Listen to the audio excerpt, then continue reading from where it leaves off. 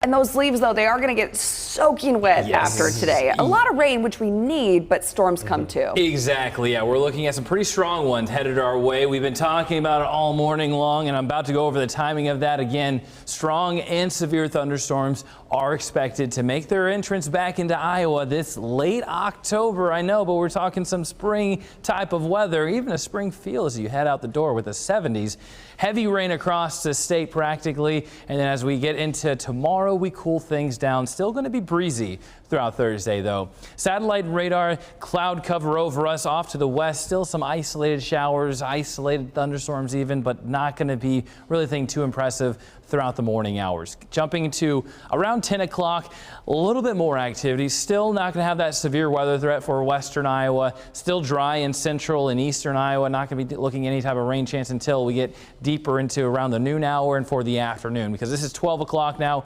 A lot more shades of yellow, orange, and red. That's what we're really going to be looking out for. The shades of red that really become more numerous, jumping deeper into the afternoon. 3 o'clock is when some of these showers and storms will start, but the highest threat for the severe weather will come around and after 3 o'clock, especially along and south of I-80. So between Des Moines and the Lamoni and southwest from there, you'll be looking at more of that activity by 5 o'clock. East of I-35, northern Iowa, not going to have the biggest threat, the largest threat for that severe weather. However, still going to be a small possibility of that to drift north of I-80, but still a lot of that will be staying to the south. Even as we get into 8 o'clock, we're getting later in the evening hours, it's after sunset, and we're still looking at a lot of shades of red, still holding on to the severe weather threat.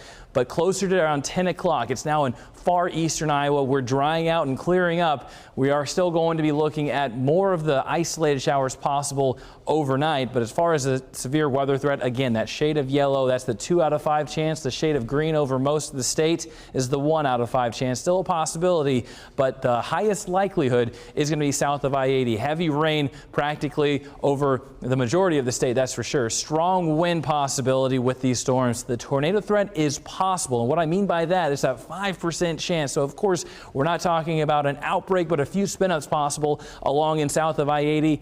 The farther north you go, it really tapers off, but really the bulk of the tornado threat is well to our south, but we can't rule out some of that to drift a little bit north into Iowa. As far as the remainder of the night, as far as rainfall, we're going to be tacking on to around 1 up to 2 inches of rain, even some spots more than 2 inches. We saw purple on the screen, so it's definitely a soaker headed our way. We do need it. That's the only silver lining, really. And as far as Thursday and Friday, we get the sunshine back, but we definitely cool down. You'll need to have the coats because we definitely feel like fall as we round out this work week. Rain chances, you need the raincoat for Saturday, Sunday, Monday, even lasting into Tuesday, but temperatures a little bit of a roller coaster, 60s for the weekend and 50s return by Tuesday.